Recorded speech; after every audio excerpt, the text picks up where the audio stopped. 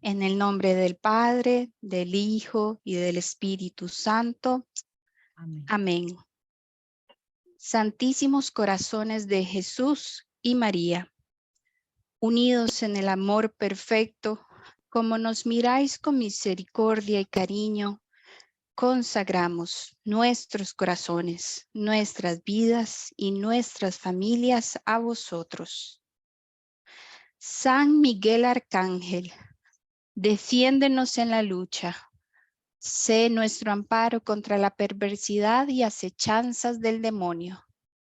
Reprímale, Dios, pedimos suplicantes, y tú, príncipe de la milicia celestial, arroja al infierno con el divino poder a Satanás y a los otros espíritus malignos que andan dispersos por el mundo para la perdición de las almas.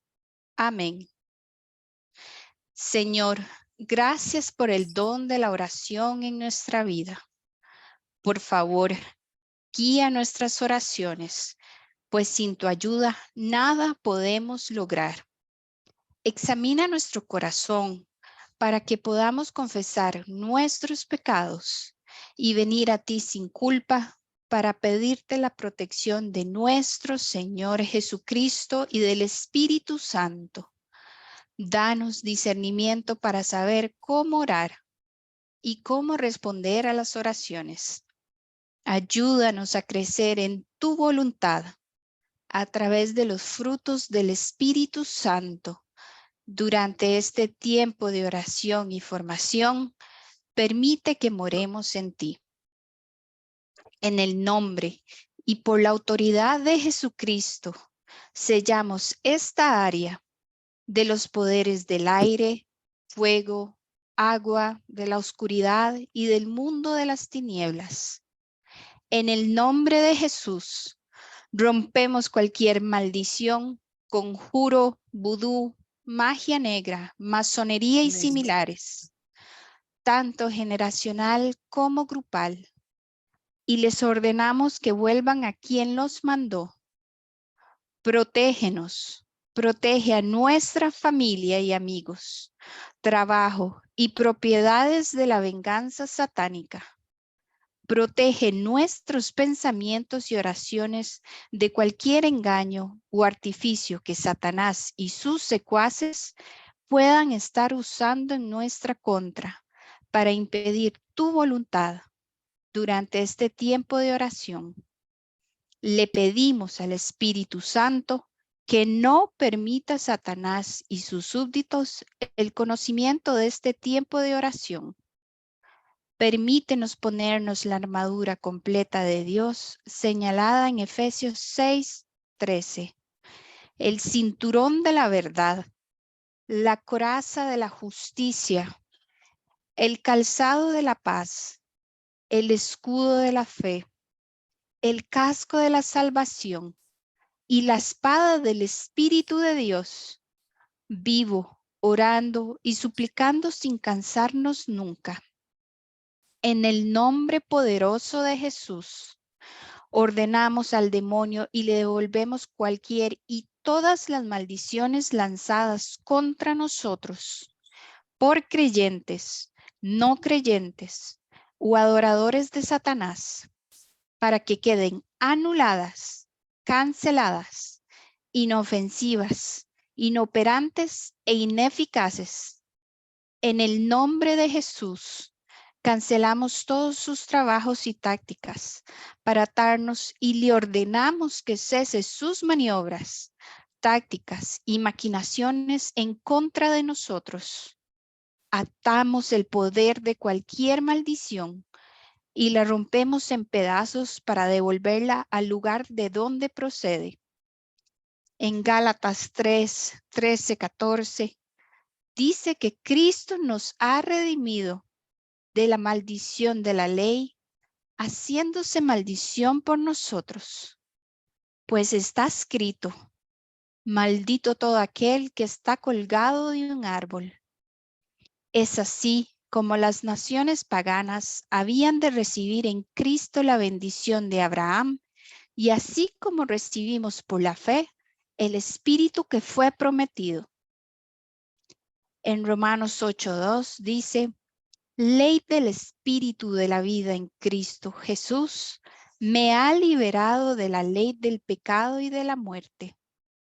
Y en el Salmo 107:2, que así digan los rescatados por el Señor, los que Él rescató del enemigo. Y en Efesios 1:7, pues en Cristo la sangre que derramó paga nuestra libertad y nos merece el perdón de los pecados. En esto se ve la inmensidad de su gracia. Mientras expulsamos estas maldiciones por la sangre de Jesús y las devolvemos a los lugares áridos en 7 direcciones, para que no se puedan volver a juntar, como dice Deuteronomio 28:7. El Señor derrotará a tus enemigos que se levantaren contra ti. Por un camino saldrán contra ti y por 7 caminos huirán delante de ti. Amén.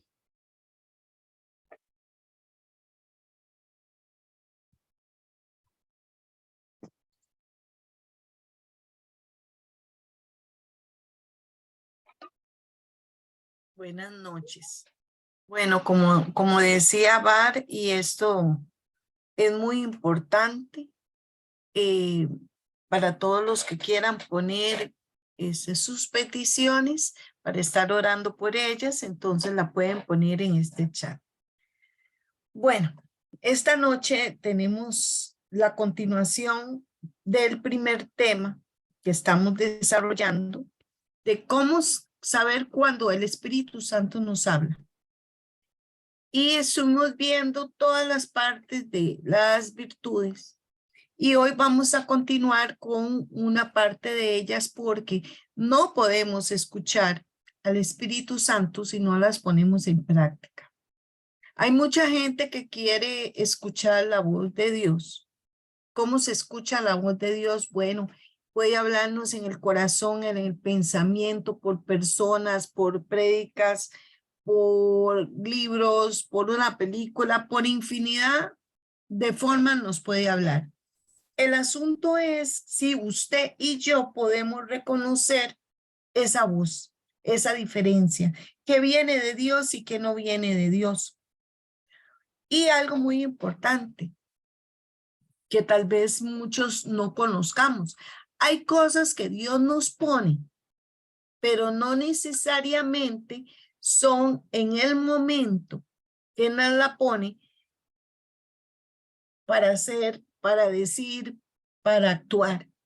Por eso es que yo les decía a ustedes que es muy importante para todos nosotros que tratemos nosotros de estar usando el discernimiento para saber qué viene y qué no viene de Dios. Porque podría ser que el Señor me ponga en una oración una cosa determinada, un pensamiento determinado sobre mi esposo, mi esposa o algún hijo, alguna situación, y yo deba callar, orar y esperar. Esperar que una confirmación, esperar a las personas que actúen de una u otra manera para que nos den hacia dónde vamos. ¿Por qué? Porque yo no puedo actuar todo lo que me viene a mi mente en una oración o fuera de ella o en una actividad, yo la puedo tomar como que sea algo mío directo, ¿verdad? Tengo que darle tiempo, escudriñar y ver si Dios está realmente hablándonos o si está hablando mi deseo, si está hablando mi humanidad o si está hablando el enemigo o bien estoy influido por las personas que me rodean, por las circunstancias que me están rodeando y yo estoy pretendiendo tomar esa decisión de que eso viene del Señor y realmente Él no me está diciendo nada. Entonces, hay que acallar las voces internas, hay que lograr, ¿verdad? Hay que lograr entender, muy importante, es dejarse guiar por el Espíritu sin que prive en mí lo que yo pienso, lo que yo quiero, o si quiero manipular algo, porque también es así, ¿verdad? Hay personas que dicen, Dios me dijo, y es porque quieren manipular alguna situación. Entonces, hay que tener muchísimo cuidado. Bueno, hoy vamos a hablar de las virtudes teologales, que son muy importantes para nuestra vida, y yo diría básicas, y por eso tenemos que saber qué son. Este curso no es tanto teológico de conocimiento, es algo de vivencia, es saber si yo esto lo estoy poniendo o no poniendo en práctica. ¿Cuáles son las virtudes teologales según el catecismo en el 1812? Las virtudes teologales se refieren que vienen directamente de Dios.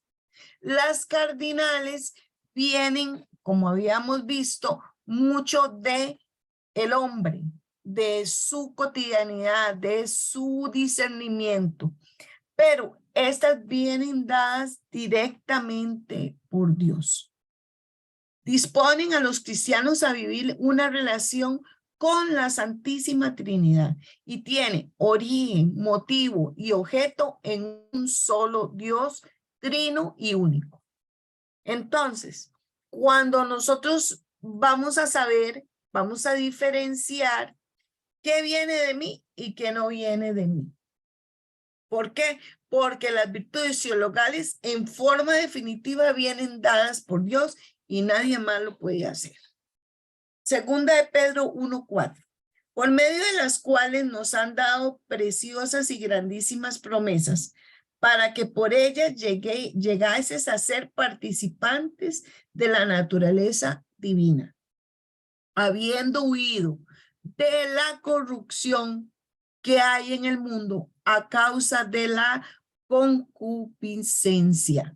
Recuerde que habíamos visto que la concupiscencia es nuestra tendencia, nuestra fragilidad innata hacia el pecado, hacia lo que no es de Dios.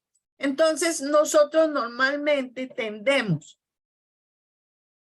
a obviar esas cosas. ¿Por qué? ¿Por qué tendemos a obviar esas cosas?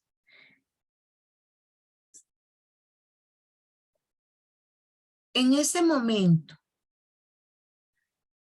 si el Señor nos hablara a nosotros por medio de algunas de estas virtudes teologales, nuestra propia concupiscencia nos podría llevar al error. ¿Por qué?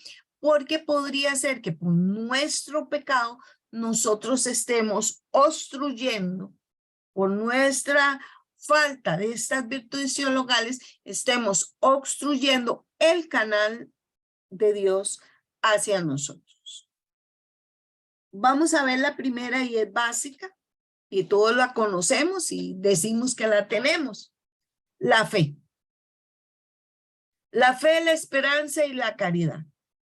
3 virtudes. Vamos a ver la fe primero. La fe, la esperanza y la caridad, todas ellas son básicas.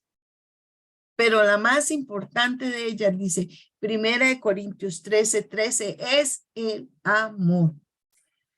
Si yo tengo fe y no tengo el amor, no voy a mover ninguna montaña. ¿Por qué?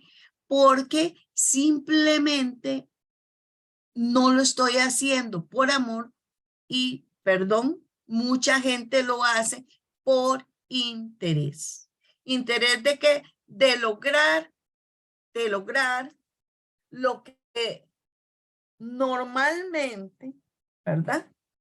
Nosotros queremos torcerle la mano al Señor para lograr para nosotros. Entonces, yo puedo decir que tengo una fe, pero no tengo el amor hacia el hermano, esa caridad, Y entonces mi oración puede ser una oración muy seca, ¿verdad? Una oración, yo diría,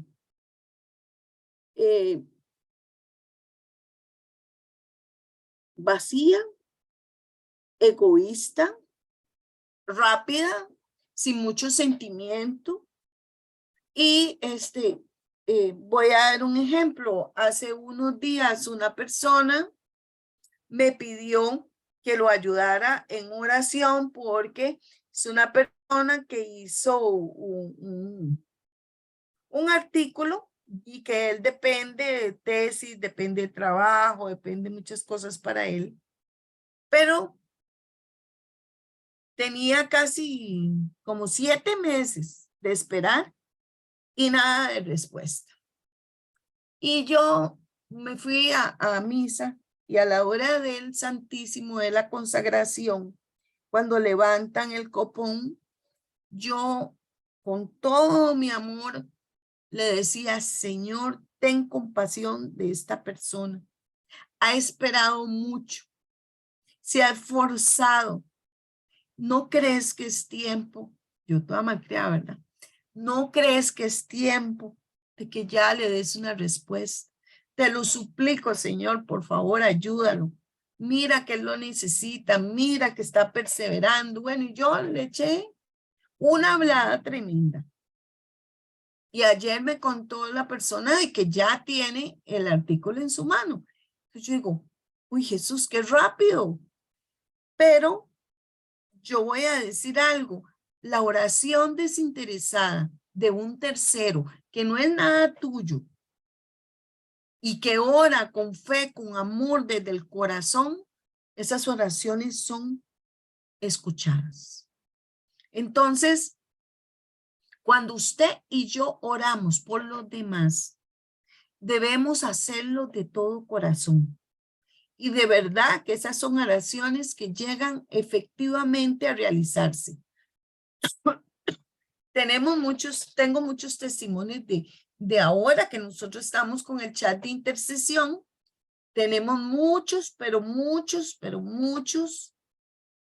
testimonios de personas que han salido del hospital o personas que nos han pedido por familiares que están agonizando y no descansan y logran hacerlo. Bueno, tenemos muchos testimonios. ¿Por qué? Porque estamos orando con 2 condiciones. Uno, con fe, que es la certeza de lo que no vemos. Y 2, con amor.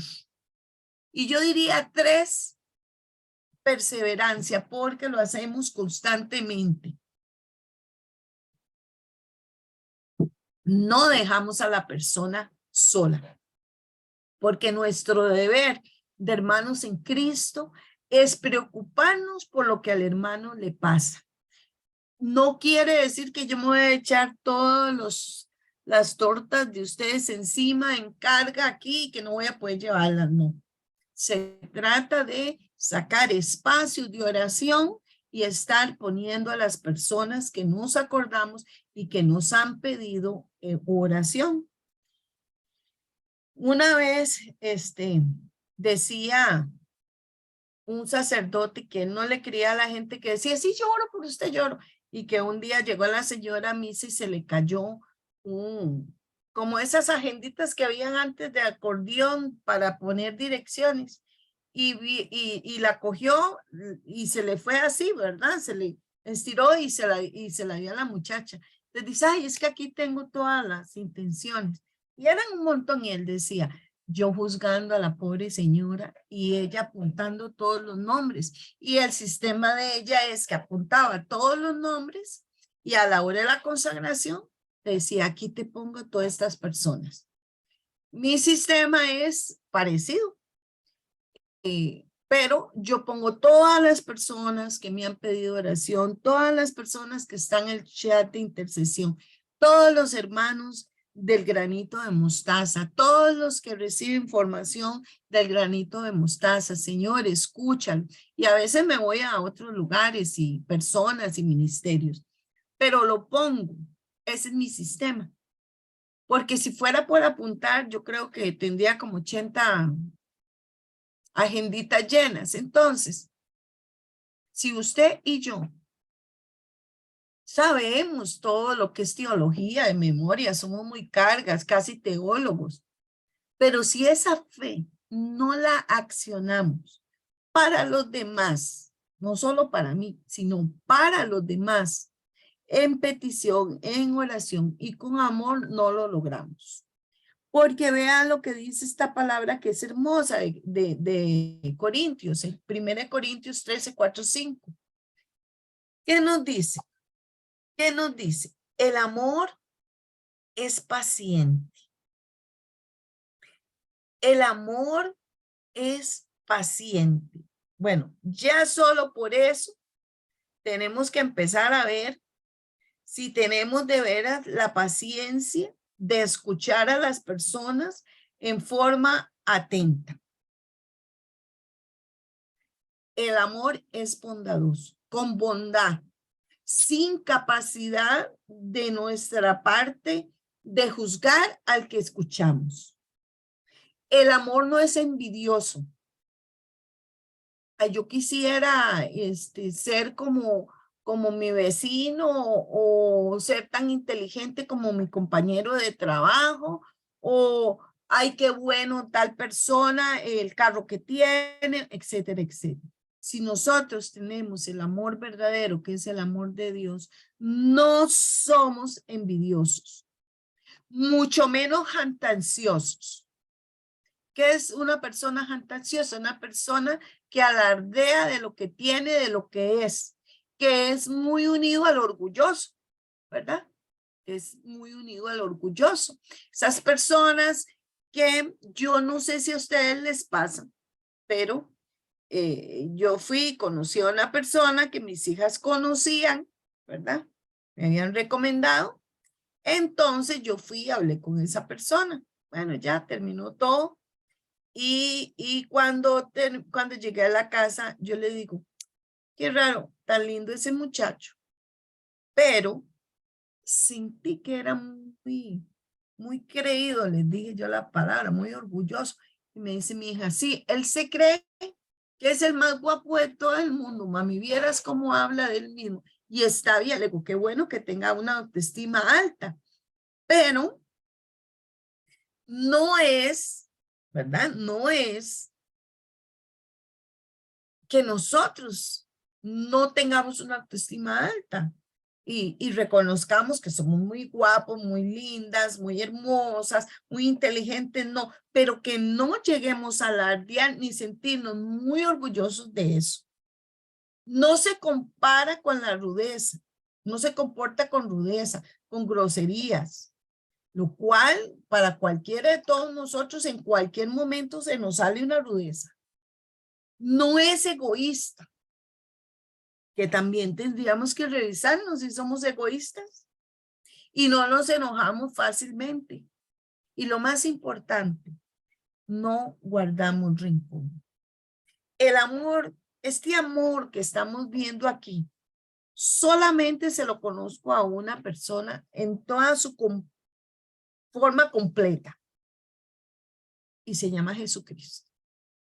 Porque ni los santos han logrado este amor perfecto.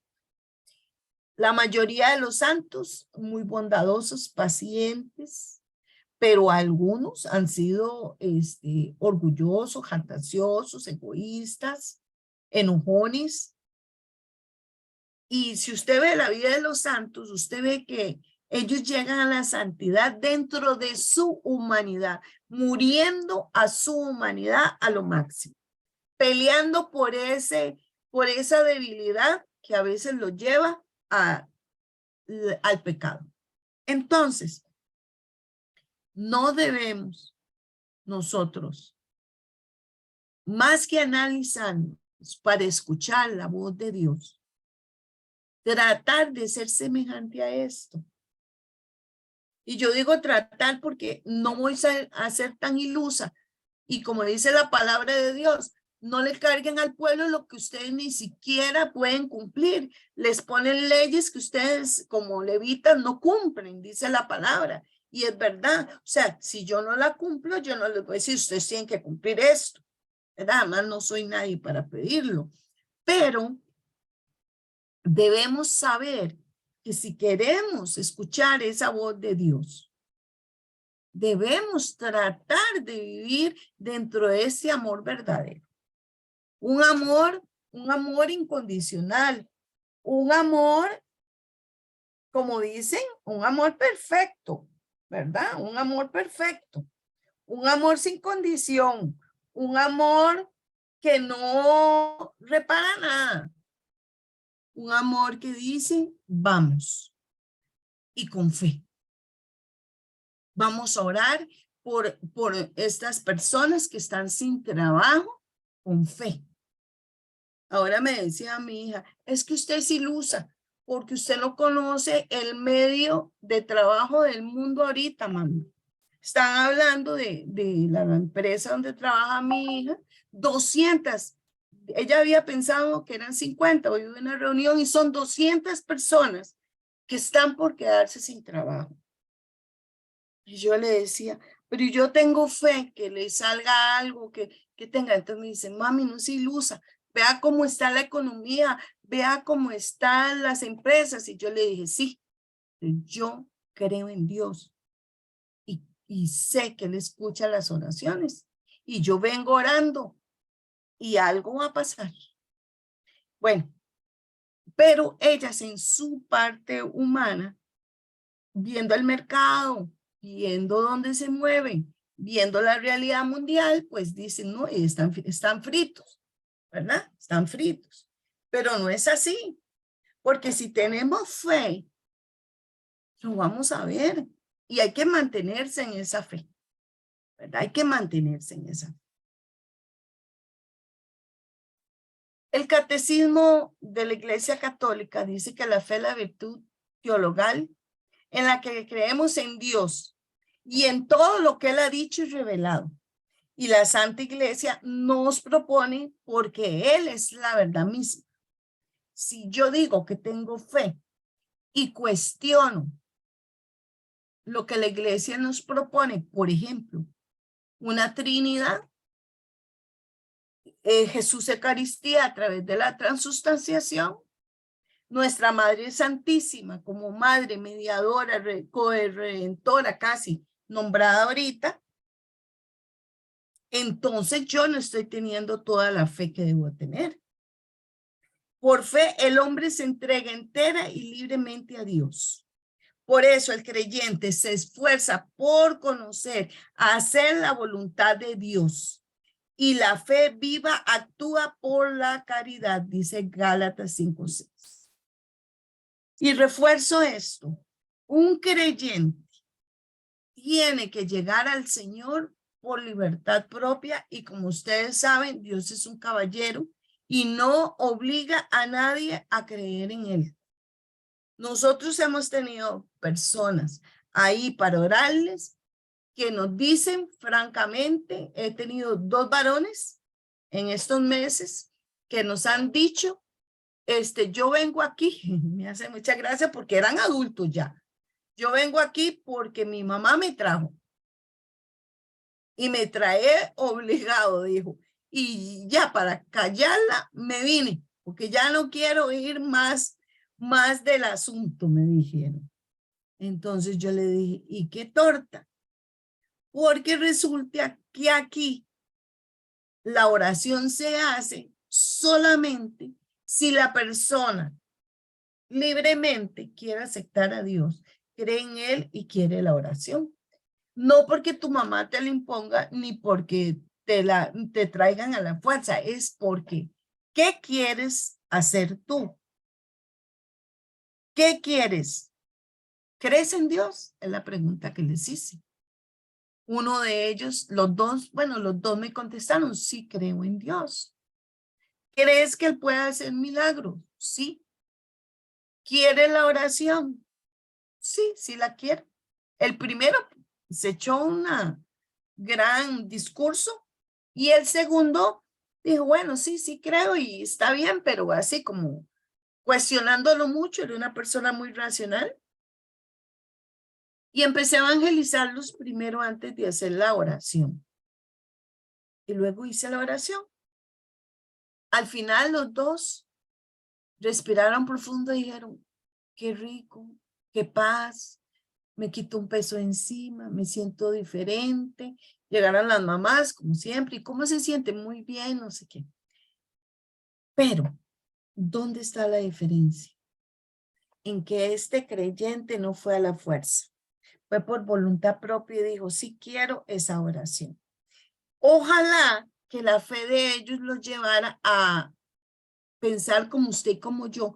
Estamos aquí conectados porque creemos en un Dios todopoderoso que nos ama, que nos habla, que nos guía y que nosotros queremos agradarle a Dios y entregar toda nuestra vida a Él para que Él haga lo que deba hacer.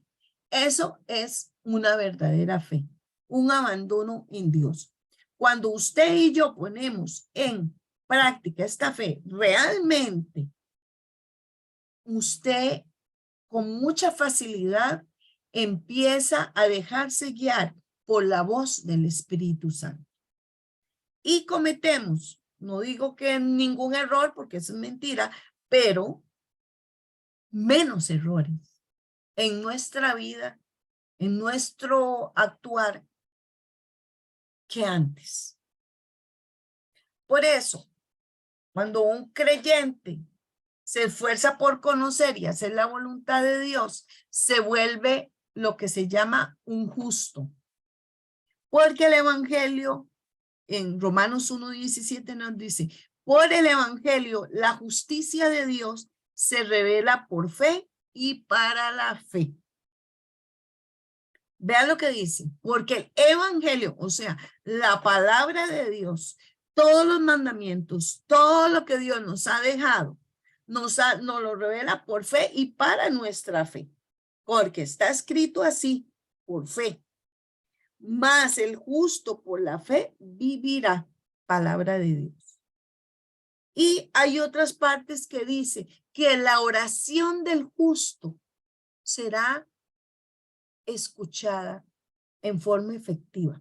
Lo dice en otras palabras.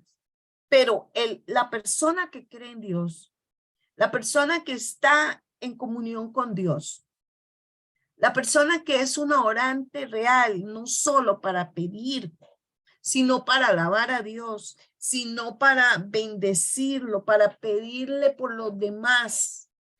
Cuando la persona llega a ese nivel, se vuelve ante los ojos de Dios como un justo, a pesar de nuestros pecados. La fe tiene que actuar con caridad. Gálatas 5:6. Porque gracias a Jesús, a Cristo Jesús, ya no cuenta para nada estar o no circuncidados, como se lo pedían, y el problema con Pablo y con Pedro de que si los gentiles tenían que o no hacerlo. Y fue el primer concilio. ¿Y qué pasó? Decidieron que no. ¿Y cuál fue la respuesta? El Espíritu Santo y nosotros hemos decidido. Lo que cuenta es la fe. Una fe activa por medio del amor. Porque, hermanos, cuando usted y yo tenemos fe, esa fe nos lleva a ponerla en práctica. ¿En bien de quién? En bien de los que nos rodean. No en mí, porque entonces sería una fe egoísta, sino para los demás. En el catecismo, en el 1815 dice, la fe sin obras está muerta.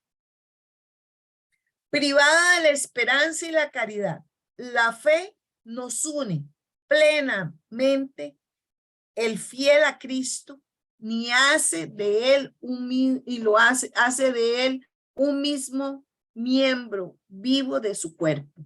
O sea, y esto lo digo porque otras denominaciones religiosas dicen que con solo la fe, como decía la palabra anterior, que con la fe viva y eficaz, ¿verdad? Aquí lo leímos.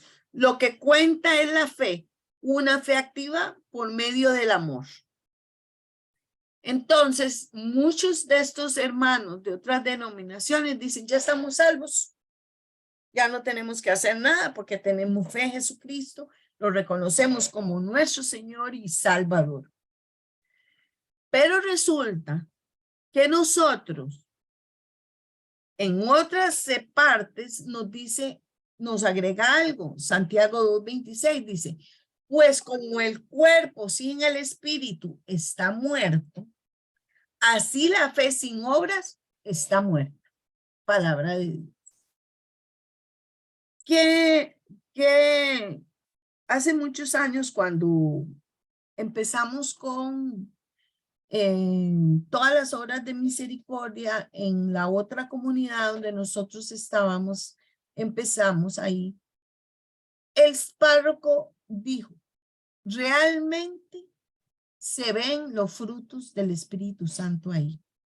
¿Por qué? Porque están llevando comida al necesitado. Y dijo, la fe sin obras está muerta. Estaba aludiendo a esta palabra. Estaba refiriéndose a esta palabra. Y es cierto, hermanos, usted, si no tiene fe y esa fe está muerta, usted va a quedar esa fe para usted. Ay, yo tengo mucha fe, yo oro mucho, yo creo mucho en Dios y yo estoy segura que todo esto va a salir y empiezan a autoengañarse, digo yo. Pero en realidad, cuando usted le dice, hermano, usted puede ir a ayudarnos a repartir comida a los indigentes. Ay, es que, vieras que yo no puedo, porque resulta ser que ese día es mi único día de descanso, un domingo, y ya yo me siento muy cansado entonces usted puede percibir en él o en ella que esa fe, esas obras, esas virtudes teologales no están llegando a su fin. No están llegando a su fin. Están ahí estancadas. Y por eso les digo a ustedes pueden decir que tienen fe. La pregunta que hoy Dios nos hace a cada uno de nosotros es, ¿estás poniendo esa fe en práctica? ¿Estás haciendo obras por los demás, espirituales y obras corporales también? ¿Qué estás haciendo? Las virtudes teologales de la esperanza. Aleida, ¿Sí? en cuanto a eso que acabamos de ver, lo que a mí me ha revelado el Espíritu Santo es que nosotros somos salvos por gracia, no por lo que nosotros hagamos o dejemos de hacer. Lo que pasa es que definitivamente, si no hay frutos, no está el Espíritu Santo. Y una fe sin frutos es una fe muerta, entonces evidencia que el Espíritu no está, entonces no estamos en su gracia. Pero Sí. la salvación es por gracia. La salvación es una gracia, claro que sí, pero no es una gracia en la cual usted no tenga que, voy a decirlo así, el que conoce a Cristo realmente busca a Cristo, busca conocerlo, busca seguir sus pasos. Si usted ama a Cristo, lo conoce y sigue sus pasos, irremediablemente usted termina haciendo obras por los hermanos. Porque si usted se queda con un Cristo guardado para usted, entonces no está siguiendo las huellas de Cristo. Porque el que conoce a Cristo llega a Cristo haciendo lo que él mandó. ¿Y qué él mandó? Atiéndame a los huérfanos, a las viudas, a los pobres. Usted también tiene que dar de lo que Dios le da, porque entonces, ¿dónde dejarías aquella palabra que el Señor le hace al siervo y le dice, te doy una moneda, a usted 10 y usted 20, y después el Señor viene y dice, yo tuve miedo porque tú eres un Señor que cosecha donde no ha sembrado. O sea, que exige porque te dio. Entonces, ahí esto de la gracia, Vicky, es cierto, es una gracia del Señor, ya la recibimos y la recibimos en la cruz, porque Él murió por usted y por mí, por la gracia. Espérese, no entremos un momentito, por la gracia. Pero al estar en la cruz y creer en Él y seguirlo a Él, por ende, todas estas virtudes teologales, todos los dones y carismas que tenemos tienen que llegar a dar un fruto. Porque si no, vana sería nuestra fe. Porque si no diéramos fruto espiritual, no habría quien evangelice, no habría quien sirva en las iglesias para llevar la palabra de Dios, ni siquiera para proclamarla. No habría atención al enfermo, al anciano, al joven, al niño. O sea, estaríamos muertos. Entonces, Él nos dio esa gracia, pero eso no quiere decir que usted y yo no la cultivemos, porque la gracia la podemos perder por el pecado. Y si usted y yo no estamos unidos al Señor, podemos perder la gracia que Dios nos Ahí dio. exactamente eso es lo que está diciendo usted. Al nosotros no estar en gracia, ¿verdad? Porque somos salvos por gracia. Al no estar en gracia, el Espíritu Santo no actúa en nosotros, entonces sus frutos no se ven. Entonces, como dice usted, efectivamente, no vamos a servir, no vamos a demostrar el amor. Entonces no vamos a hacer, entonces Ajá. no vamos a hacer obras. Y si no hacemos obras, perdemos la gracia. Pero es muy importante aclarar esto, porque los hermanos separados se quedan en esa gracia nada más. Y muchos se duermen en los laureles, otros no, porque hay que ser justos. Hay muchos que predican, que hacen obras de misericordia, etcétera, etcétera. Pero no todo el mundo. Hay otros que nada más piensan que ya están salvos. Bueno, volviendo a la esperanza. El catecismo en el 2090 nos dice, cuando Dios se revela y llama al hombre, este no puede responder plenamente al amor divino por sus propias fuerzas. Debe esperar que Dios le dé la capacidad de devolver el amor y obrar conforme a los mandamientos de la caridad. Miren, aquí venía la respuesta. ¿Por qué? Porque la palabra, y usted la usa mucho, Dios pone el querer como el poder en el ser humano. Nosotros, por nosotros mismos, por nuestro pecado, por nuestras limitaciones, no tenemos la capacidad de soltar toda la bondad que supuestamente tenemos, ¿verdad? O logramos, si no es porque Dios pone en nosotros esa capacidad de amar y obrar conforme a los mandamientos. Amén, exactamente. Ahí es donde esperanza. precisamente se ve que son los frutos del Espíritu Santo. Y tienes razón, Aleida. Cuando la persona dice, somos salvos por gracia y se queda y no hay ningún fruto, y evidentemente no actúa el Espíritu. Cuando el Espíritu Santo actúa, es lo que acabas de decir, viene todo lo demás. Exactamente. Ahora vea con la esperanza. La esperanza es guardar confiadamente la bendición divina y la bienaventurada la visión de Dios. Confiadamente es saber esperar en el Señor. Saber esperar en el Señor tiene muchas connotaciones, muchas áreas en nuestra vida. Puede ser esperar un milagro determinado, ¿verdad? Esperar un cambio en alguna persona.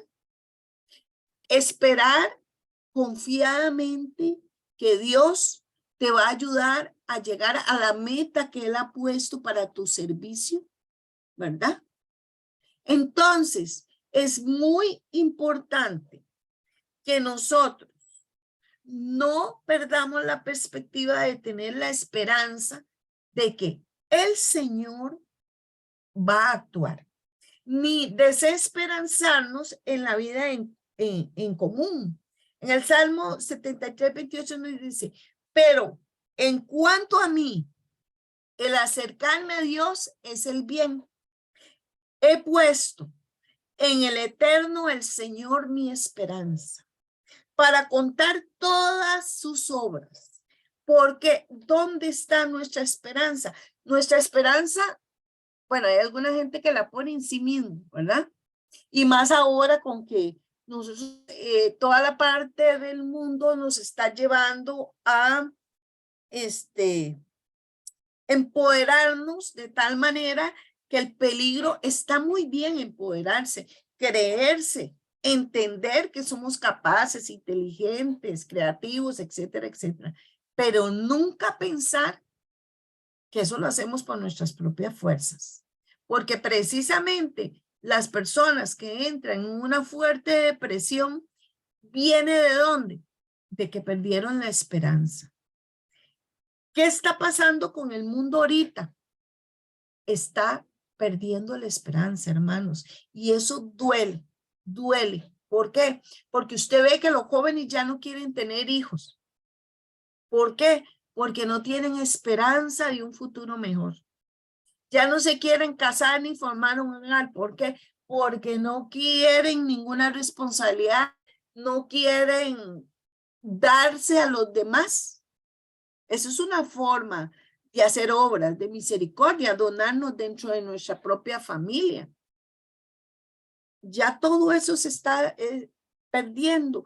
¿Por qué? Porque nos estamos retirando de la base fundamental de todo ser humano. Sostenernos de Dios. Porque lo que yo jamás podría lograr con mis fuerzas, Dios sí lo puede lograr, porque es un Dios de imposibles. Y muchas veces que hemos logrado grandes milagros por medio de la esperanza. ¿Por qué? Porque la hemos depositado en Dios y hemos esperado, hemos dado tiempo y hemos visto cómo Dios ha cumplido nuestros anhelos, nuestras peticiones. Pero a veces perdemos la esperanza porque no llega insofacto, no llega inmediato, no llega cuando yo lo quiero. No, así no es el Señor. El Señor no usa una varita mágica, no es un mago. El Señor es Dios. Y Él conoce qué te conviene y qué no te conviene. Porque, como dice su palabra, la mirada del Señor, lo que Él piensa y lo que Él tiene, dista mucho de nuestro pensamiento. Y vea cómo nos ha costado y cómo cuando uno ve los apóstoles, ¿verdad? Yo a veces digo, no lo juzgo, porque si yo hubiera estado a la par del Señor en los momentos que el Señor estaba viviendo en la tierra, es muy probable que yo sea dentro de las personas que no lo hubiera entendido. Eso es la resurrección, eso de que iba a morir. O sea, los discípulos fueron viviéndolo como a golpe de tambor y fueron entendiendo el proyecto de Dios en la tierra ya prácticamente consumado. Antes tenían su mente pensando en que el Mesías los iba a librar del opresor y ese opresor era el Imperio Romano, ¿verdad? Y muchos entendieron que era una cuestión espiritual y otros no entendieron nada hasta que el Señor se fue. Para nosotros, hoy, bendito Dios, es más fácil entender el asunto. Yo quisiera dejar todas las preguntas al final, por favor, para poder terminar. Yo creo que por sí hoy voy a tener más tiempo. Los pecados contra la esperanza, que son la desesperación y la presunción. Yo quiero que tomemos esto en cuenta porque muchas veces nosotros caemos en la desesperanza por estas cosas. Desesperación.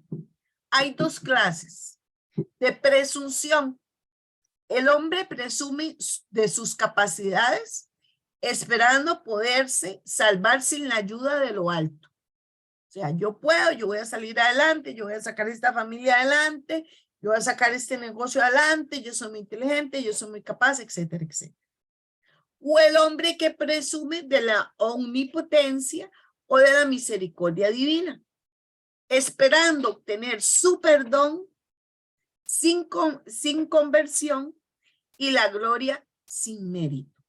O sea, que a pesar de que no se siente totalmente converso y se siente que no puede merecer la gloria de Dios, porque hay personas que se sienten indignas del amor de Dios, y he escuchado infinidad de veces y me duele oír a personas diciendo que Dios no tiene tiempo para ellas, que Dios está muy ocupado y que no tiene idea de quién es Ileana, Lorena, Marcela, etcétera, etcétera, de todos los hermanos que están ahí conectados.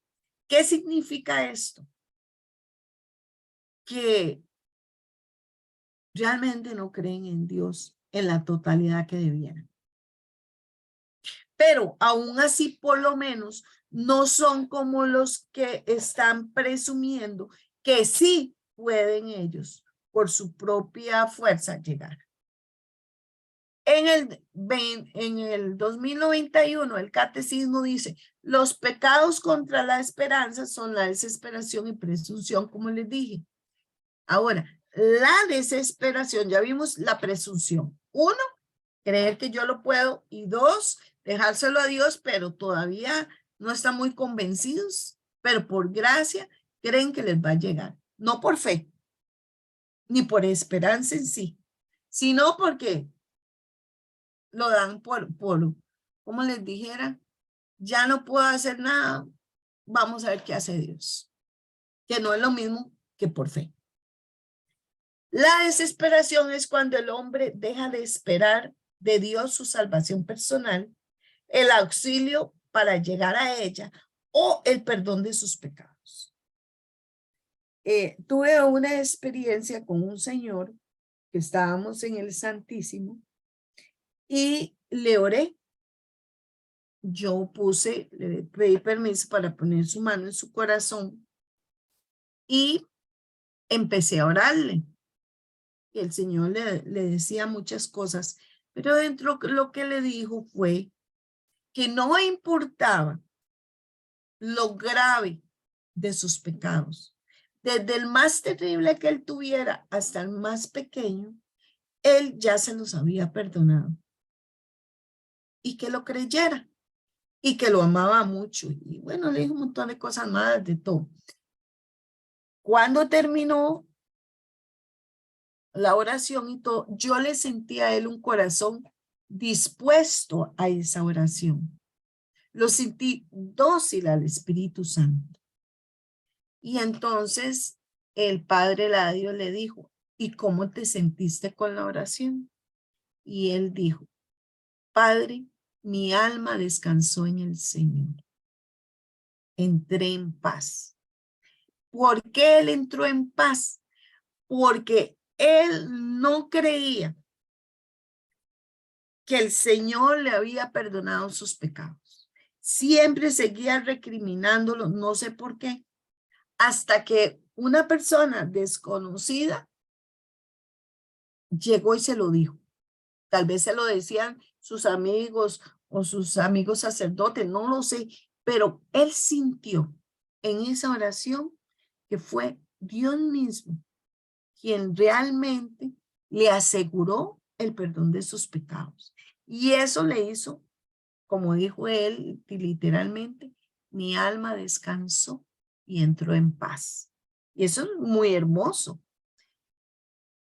La desesperación se opone a la bondad de Dios, a la justicia, porque el Señor es fiel en sus promesas y en su misericordia.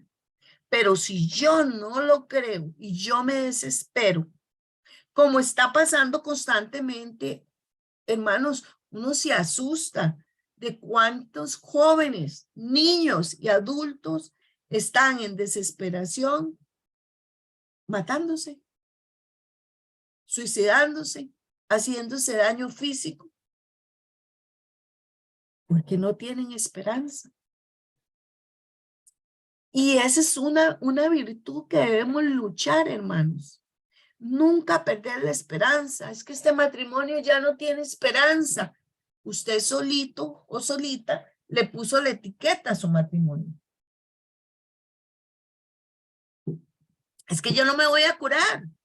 Es que yo no voy a conseguir el trabajo. O sea, nosotros empezamos a declarar con nuestra boca cosas que no son, porque no tenemos ni la fe ni la esperanza.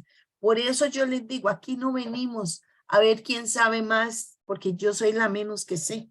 Aquí hay gente que puede saber más que yo. Y es verdad. Pero lo que sí yo sé es que esto no es teoría. Esto es práctica. Y si usted realmente dice que el Señor me puso en el corazón, que el Señor me habló en un sueño, que bueno, debe ser porque algunas de estas virtudes usted las está poniendo en práctica, las está viviendo.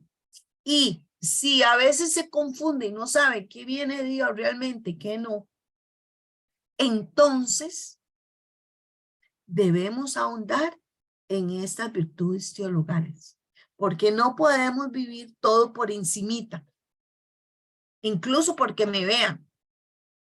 El Salmo 100 en su versículo 5 dice, qué bueno es el Señor. Su misericordia permanece para siempre y su fidelidad para todas las generaciones. Palabra de Dios. La palabra de Dios es verdadera, es fiel y está llena de esperanza.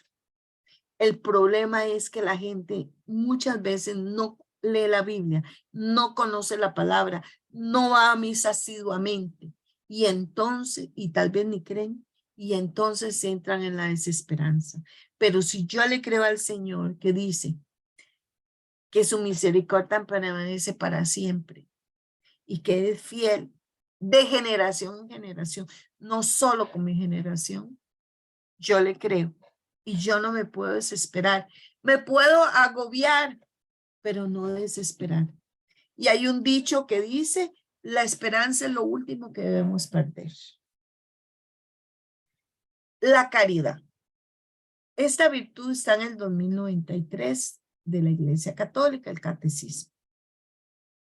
La fe en el amor de Dios encierra la llamada y la obligación de responder a la caridad divina mediante un amor sincero.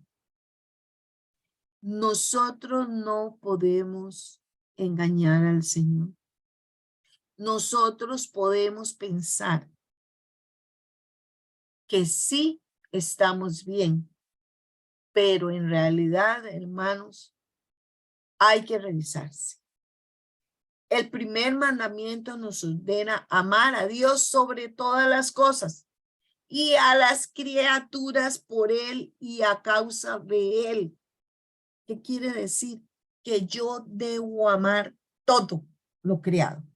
Desde las plantas, los animales, el mar, el ser humano principalmente. Tenemos que amar. ¿Por qué? Porque si yo realmente tengo caridad, que caridad es amor, yo amo a Dios con todo mi corazón. Por ende, debo amar al prójimo con todo mi corazón. Y si yo amara a mi prójimo con todo mi corazón, este mundo sería diferente. Porque nadie se sentía solo ni abandonado. Tendría quien lo escuche, quien lo ampare, quien le dé una mano, quien lo ayude.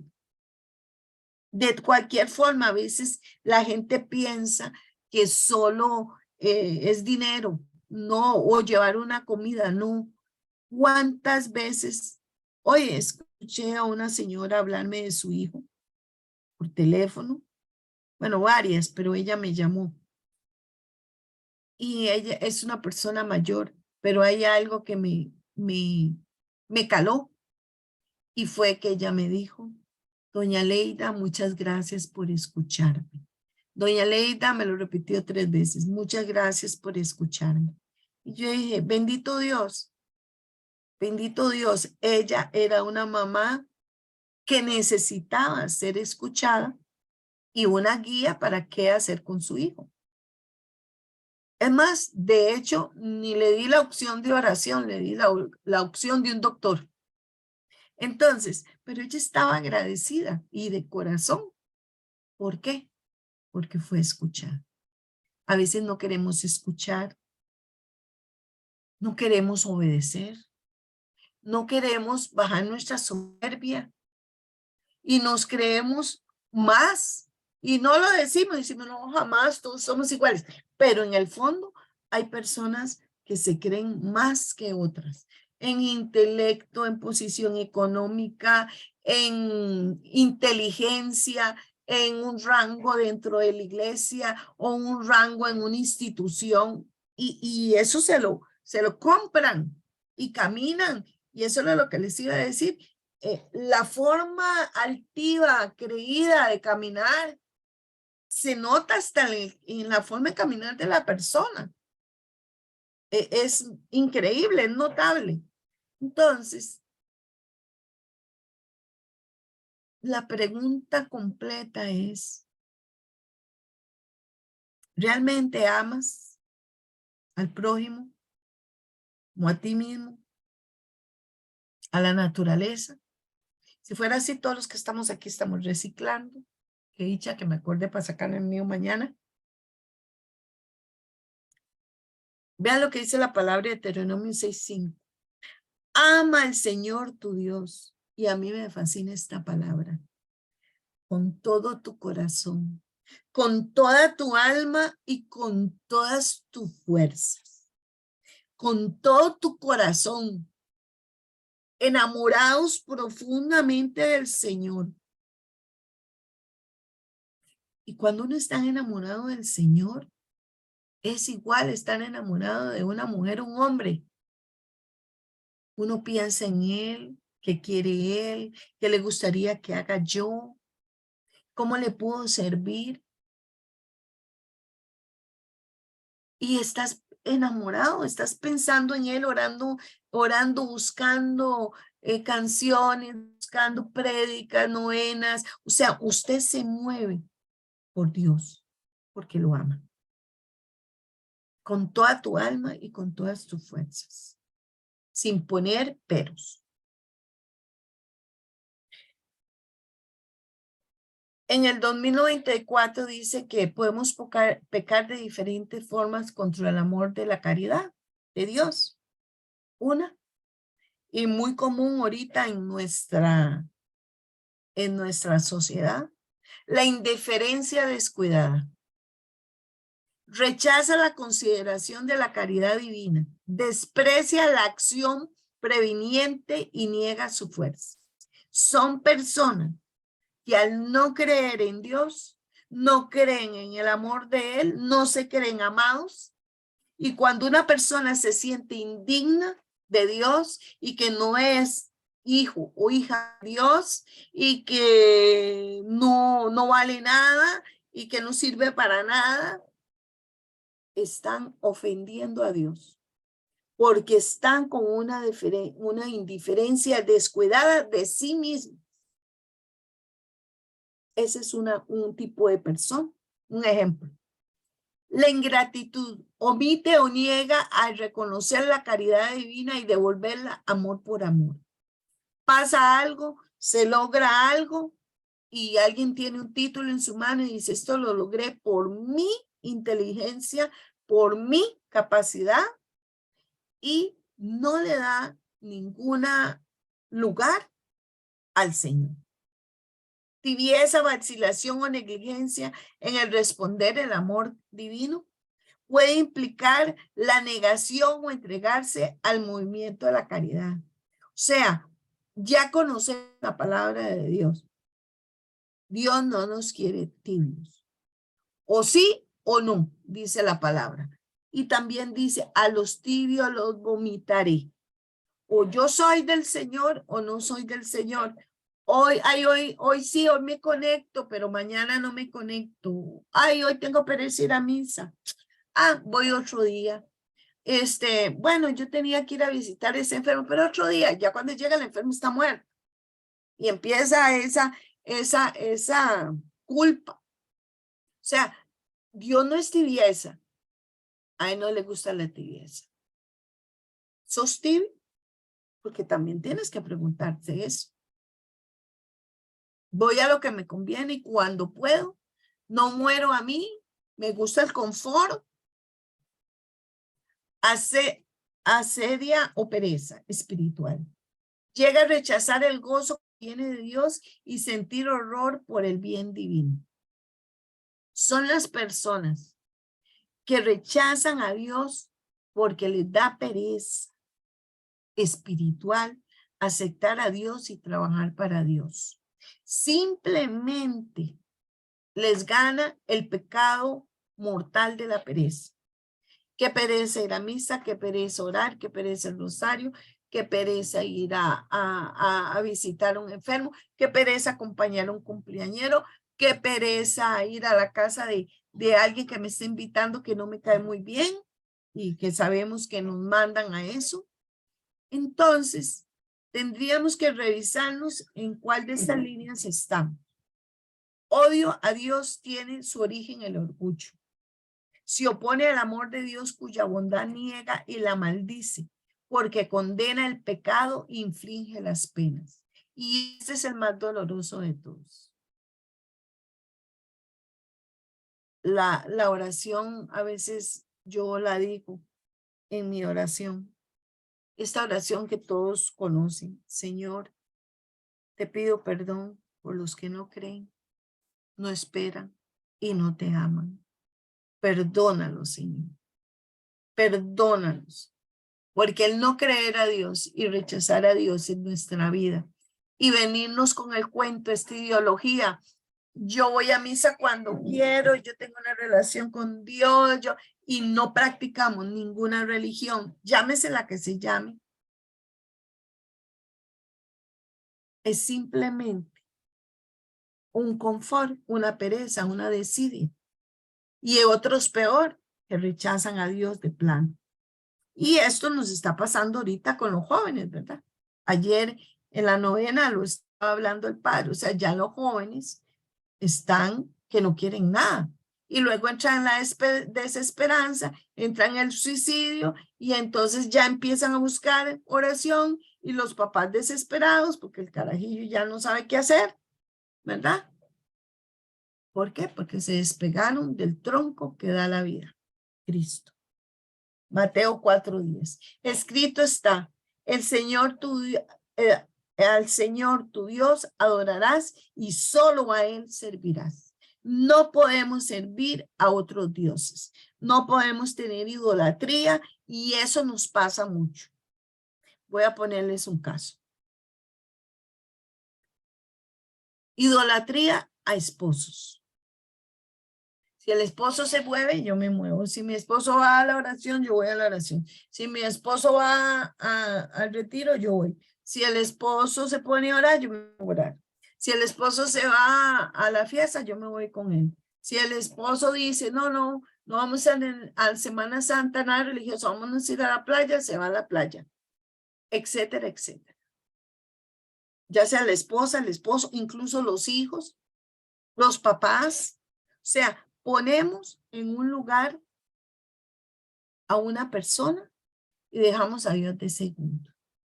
E incluso hay personas que nos van alejando del Señor y nosotros somos conscientes, amistades, noviazgos, trabajo incluso. ¿Qué les puedo decir más? Vicios, ¿verdad? Como juegos, mujeres, personas que se meten en las novelas y no se pueden mover, o en series y no solo eso y eso, y dejan de visitar hasta la familia y todo porque están sumidos en ese tipo de relación. En otras palabras, les sirven a otro Dios. La pregunta es aquí, ¿a qué Dios les sirves? Porque yo voy a misa con mis hijas o sin mis hijas, con mi esposo o sin mi esposo, con mi vecina o sin mi vecina. Yo voy porque yo amo al Señor. Y si a mí me ponen a escoger entre mi novio, mi esposo, mi hija y Dios, pues yo, Aleida Esquivel, yo no sé ustedes, la elección para mí es muy fácil, es Dios. Y yo amo a mis hijos y les doy todo el tiempo que yo pueda y todo, pero no voy a dejar a Dios por ellas. Ya están viejas, ya más bien uno les estorba, ¿verdad? Cuando uno está viejillo ya uno molesta, no es como cuando están chiquitillos que se meten con uno hasta el baño, ya tienen su vida, ya tienen sus cosas, tienen sus metas, bueno, ok, perfecto. Entonces, yo me quedo con lo que siempre he tenido como una constante, primero Dios. Y todo lo demás me ha venido por añadidura, gloria a Dios. No me puedo quejar de nada, nunca me ha dejado, siempre me ha sostenido y soy vieja. Y la palabra dice, soy vieja, viejo y todavía no he visto, ni me ha defraudado el Señor, ni me ha dejado. Así que yo sigo creyendo en eso y tratando de vivir así. Dócil al Espíritu Santo es un fruto. Y aquí quieres oír al Señor. ¿Quieres saber cuando el Espíritu Santo te está hablando? Hay que ser dócil. Dócil a las mociones del Espíritu Santo que actúan a través de los dones. Produce frutos exquisitos, deleitables, que no son nada más que virtudes. Toda persona que es dócil al Espíritu Santo está llena de virtudes. La persona que supo escuchar la voz de Dios va a tener fruto. Son contrarios totalmente a los deseos desordenados de la carne, que colocan al hombre, a la mujer, ¿verdad? Varón, por debajo de su dignidad. Los frutos mueven a los que están por encima de nosotros hacia lo más alto. Los frutos nos llevan a conocer de Dios. Los frutos son muchos, son muy variados. Aquí están las citas bíblicas. Y ojalá todos pudiéramos tener esto. Paciencia, bondad, benignidad, fe, templanza, buenas obras, mansedumbre, gozo y paz. Todas ellas están aquí en estas citas bíblicas. Efesios 2:7, Colosenses 3:16, Tito 2:13, Efesios 6:18, Colosenses 2:7, Mateo 7:17 y la tradicional Gálatas 6, donde vienen todos los frutos. Entonces, ¿cuáles frutos estás dando? Si tienes frutos es porque, Gálatas 5, porque estás siendo instrumento dócil al Espíritu Santo. Si tienes dones y carismas, estás siendo dócil al Espíritu Santo. El fruto del Espíritu es el amor, el gozo, la paz, la paciencia, la benignidad, la bondad, la fe, la mansedumbre y la templanza. Gálatas 5, 22, 23. Espero que ustedes tengan todos o por lo menos algunos. El río de la vida del Espíritu produce 12 frutos que podemos dividir en hombre ordenado en sí mismo. El hombre que está ordenado en sí mismo tiene amor, gozo, paz, paciencia y longanimidad. ¿Qué quiere decir? Va a ser una persona longeva porque va a estar en el tiempo permanente, o sea, no va a tener altibajos de paciencia, de gozo y amor, está estable en el tiempo. Y la otra va a ser un hombre que en cuanto a la mente, al corazón del hombre, ordenado respecto a las cosas y a las personas que están a su lado. O sea, todo nuestro contorno nos lleva a tener estos frutos. Bondad, benignidad, mansedumbre y fidelidad. Si usted y yo logramos alguno de estos, que los vamos a ver uno por uno porque qué es benignidad, qué es templanza, qué es mansedumbre, qué es fidelidad. Es importante saberlo, porque nos vamos a descubrir si realmente nosotros tenemos esos frutos y virtudes del Espíritu Santo. En tanto usted y yo somos dóciles, los dones y carismas y las virtudes van a estar presentes en nosotros en diferentes dimensiones. Voy a aclarar algo muy importante que debemos conocer todos y estar claros. No vienen en un paquete de cornflakes que usted lo echa en un plato y le echa leche y ya. Tienen que trabajarse. Tienen que sudarse. ¿Por qué? Porque tener paciencia no es fácil. Estar feliz y con gozo no es fácil, porque hay una adversidad alrededor tuyo. Hay una situación siempre alrededor tuyo. Entonces, es necesario que ustedes y yo estemos revisando, luchando, trabajando, orando, conociendo la palabra de Dios, escudriñándola, porque la podemos escuchar, pero hay que saborearla, hay que leerla un versículo por día para ir aprendiendo la palabra de Dios, porque en tanto usted la lea y la escuche, eso va quedando en usted. Y va creyendo, y en momentos de desesperanza podemos sacar Filipenses, por ejemplo, 4, todo lo puedo en Cristo que me fortalece. El Señor ha prometido estar conmigo hasta el final de los tiempos. El Señor ha dicho que Él va adelante, que allá en el camino. No voy a tener miedo porque la palabra de Dios dice, Él acampará un ejército alrededor mío, que caerán 1000 a la izquierda y 10,000 a la derecha, y a mí nada me va a pasar. ¿De dónde vendrá mi auxilio? Mi auxilio vendrá del Señor. Mi pueblo perece por ignorancia. Oseas 4. Por eso estamos hoy matando la ignorancia, porque queremos escuchar la voz de Dios. Queremos reconocer que esas cosas, pensamientos, que las decisiones que tomamos vienen de Dios. Pero para ello tenemos que conocer todo esto y no solo conocerlo, como les decía, vivirlo.